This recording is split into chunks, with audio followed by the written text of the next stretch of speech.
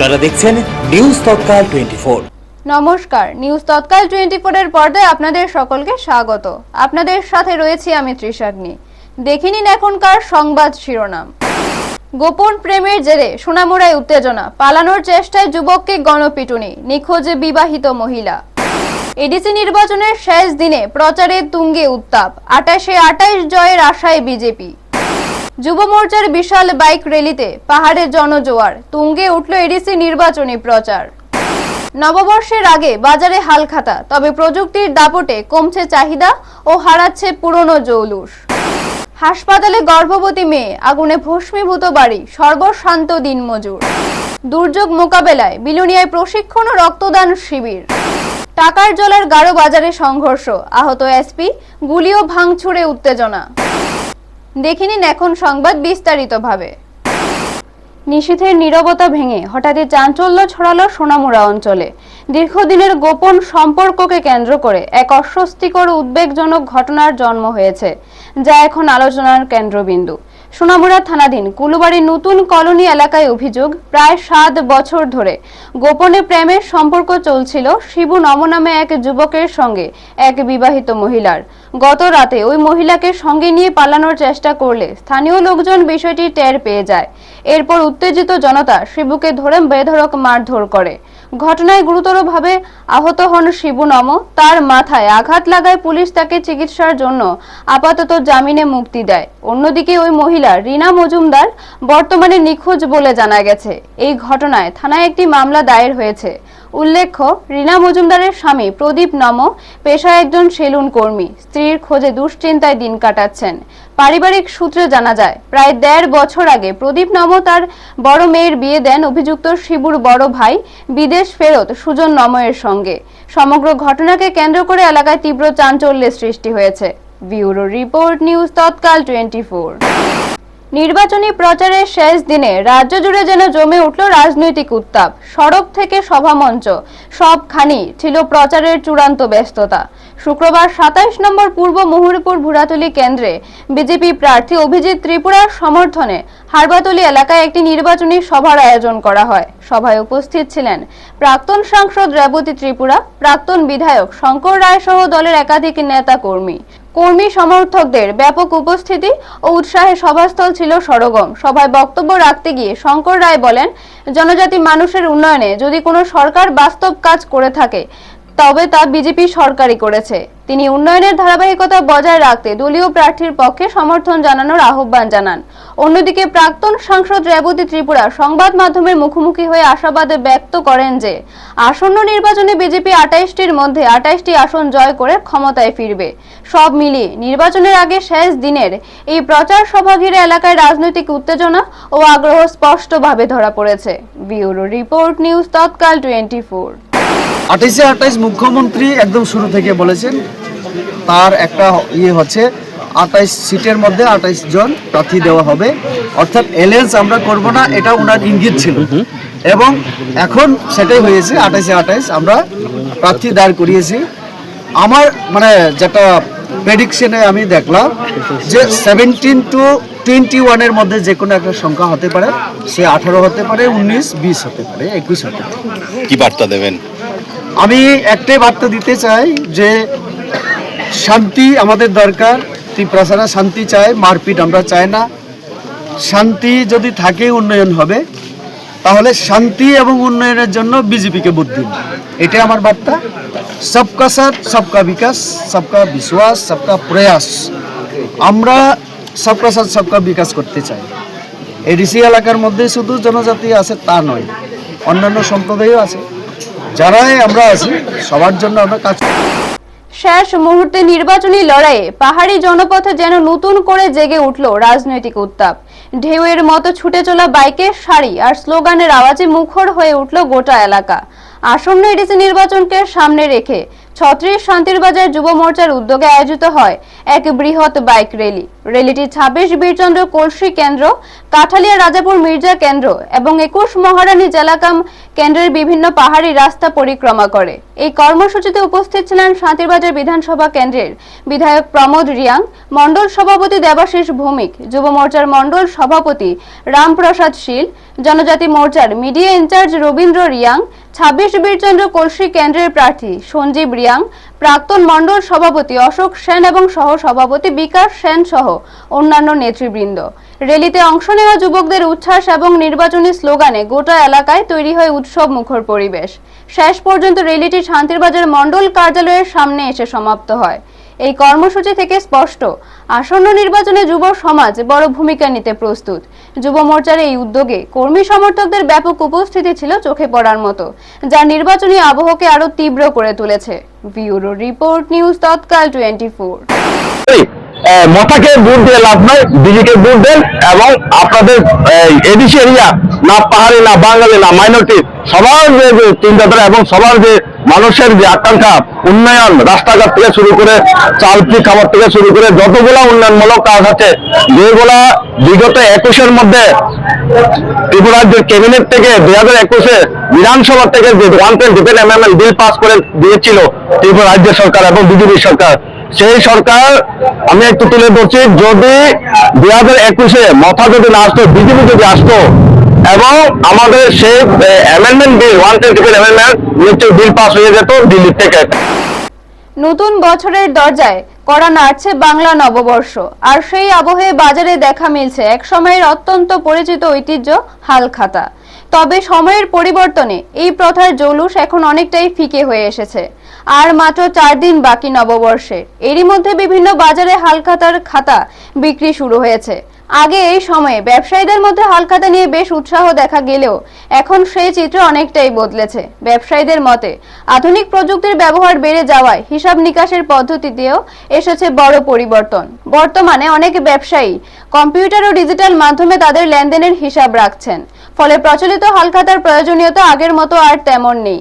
এর প্রভাব পড়েছে বাজারেও, চাহিদা কমেছে উল্লেখযোগ্যভাবে।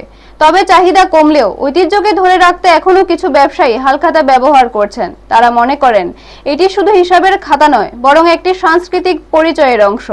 সব মিলিয়ে বলা যায় প্রযুক্তির সঙ্গে তাল মিলিয়ে বদলে যাচ্ছে ব্যবসার ধরন, আর সেই পরিবর্তনের ছোঁয়া লেগেছে বহু বছরের পুরনো হালখাতায়। ব্যুরো রিপোর্ট, নিউজ তৎকাল 24। তার বাকি নাই, আপনি আর কি করবো এখন যে আপনার যে ডিজিটালের যুগ, হ্যাঁ সেই জন্যই আপনার এখন তো খাতার চাহিদা কমে গেছে। হ্যাঁ কম্পিউটারে সব কিছু আপনার লোড করে লায়, সেই জন্যই আমরা এখন কি করবো অনেক পার্সেন্টেজ একদম কমে বিক্রি করতে হয়।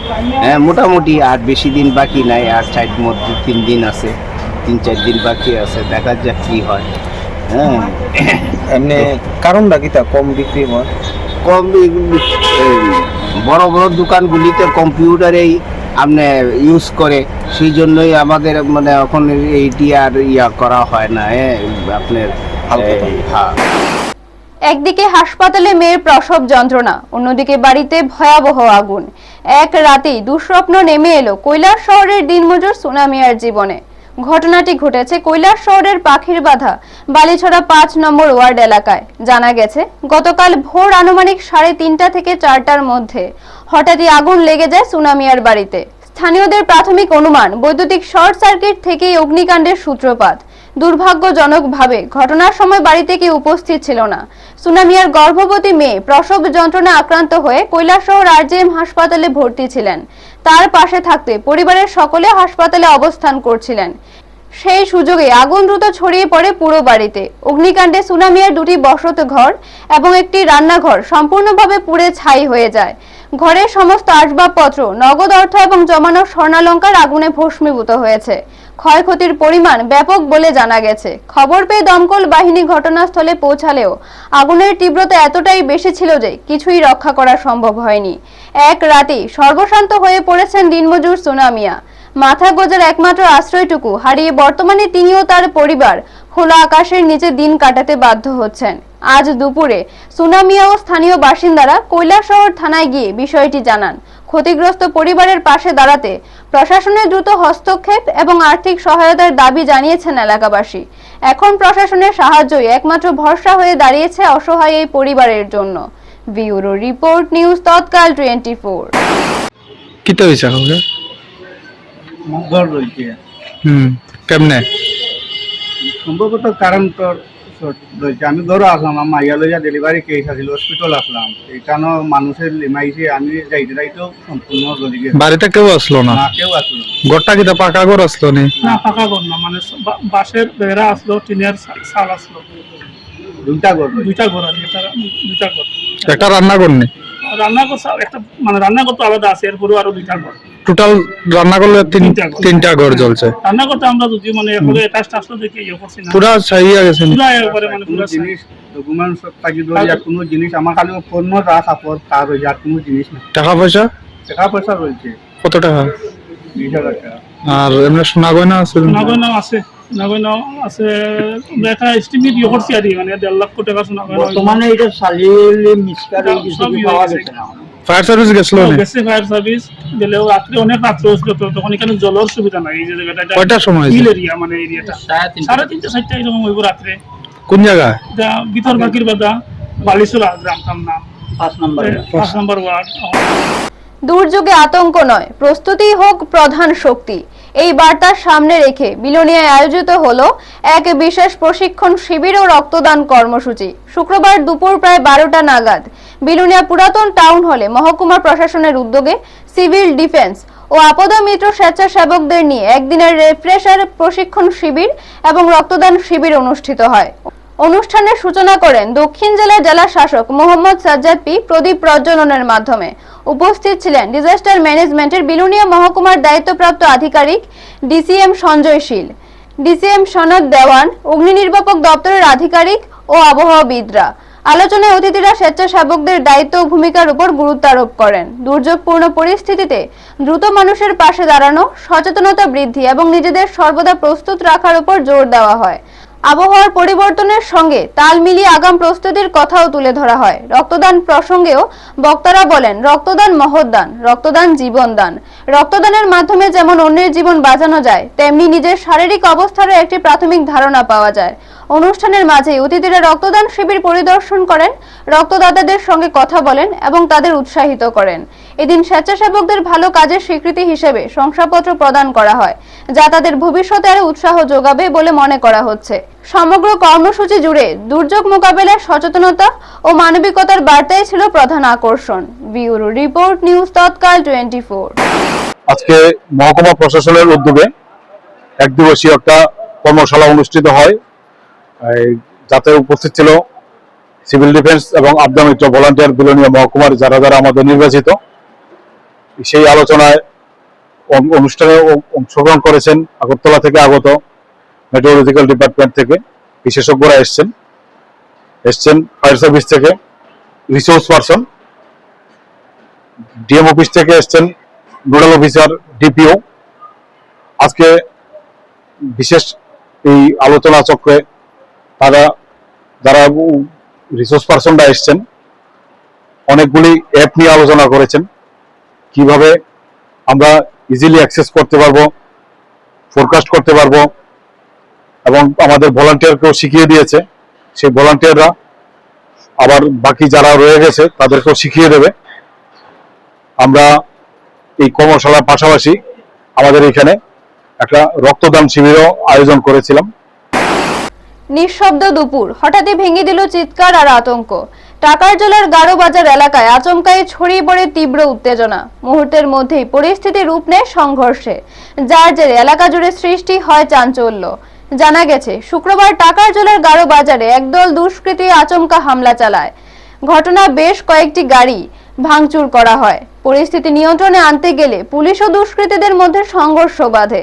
এই সময় দায়িত্বে থাকা এসপি গুরুতরভাবে আহত হন বলে জানা গেছে। পাশাপাশি গুলির শব্দ শোনা যায় বলে অভিযোগ, যদিও তা কারা চালিয়েছে তা এখনো স্পষ্ট নয়। এছাড়াও হামলাকারীরা ধারালো অস্ত্র দিয়ে এক গাড়ি চালককে আঘাত করে বলে অভিযোগ উঠেছে। আহতদের দ্রুত নিকটবর্তী হাসপাতালে নিয়ে যাওয়া হয়। ঘটনাকে কেন্দ্র করে এলাকায় চরম উত্তেজনা বিরাজ করছে। প্রাথমিকভাবে মনে করা হচ্ছে এই ঘটনার পেছনে রাজনৈতিক ষড়যন্ত্র থাকতে পারে। ঘটনাস্থলে অতিরিক্ত পুলিশ বাহিনী মোতায়েন করা হয়েছে এবং পরিস্থিতি নিয়ন্ত্রণে আনার চেষ্টা চলছে। এলাকায় আপাতত থমথমে পরিস্থিতি বিরাজ করছে। ব্যুরো রিপোর্ট, নিউজ তৎকাল 24। মানে লোক আছে কত মানে তেলি দিয়া মানে এই জায়গায় প্রথম বাইরেতে আমি গাড়িটা ঘুরানোর সময় নয় আর কি, এখন তো কুড়াল খুব দিতেছে, ওই কুড়াল খুব দিয়ে এখন তো কোনো মতো ঘুরে আসছে, মানে যা মানে দুনিয়া দাওয়া কুড়াল কোনো অভাব নাই, মানে মাইরে লেবে এমন অবস্থা। কোনখানে এটা? ওই টাচগুলা যাও না একটা আর কি বাজারের সময় আগে কোনো পার্টির তারা ইয়ে করছে এমন কিছু কই ধরো? আটেরটা তো বেতন না, কিন্তু আমি তো কথাটা তো দেখছি না, সব লোক দেখছি যা তোর উপরে আক্রমণ করছে? হ্যাঁ, কিন্তু গুলি বসে গুলাই দিয়ে গুলাল দিয়া। এরপরে এখান থেকে কোনো মতো আসছে আর কি, যা আসলো মহিলা টুলে যারা আসলো তো আসলো, আর যারা অনেকে গেছে যারা আসলো তারা লইছে। কই যাইতে আসলি? তো টাচগুলা ওই মিছিল, কার মিছিলে? মনে হয় মোথার মিছিল মনে হয়, আর ওই লুকলে যেতে মাস না। এখনকার মতো সংবাদ এই পর্যন্ত। পরবর্তী সংবাদের জন্য চোখ রাখুন নিউজ তৎকাল 24 এর পর্দায়।